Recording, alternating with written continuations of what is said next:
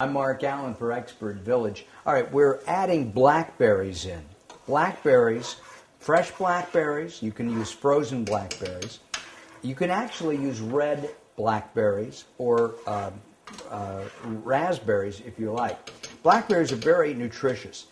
Blackberries are high in fiber. They have a lot of vitamin C, and they really taste good.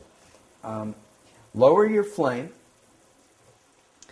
Blackberries and blueberries should be part of your daily diet. I eat blueberries probably 2 to 3 times a week because they're easier to find than blackberries. Though I do prefer blackberries. I prefer the taste of blackberries. They're really quite nice.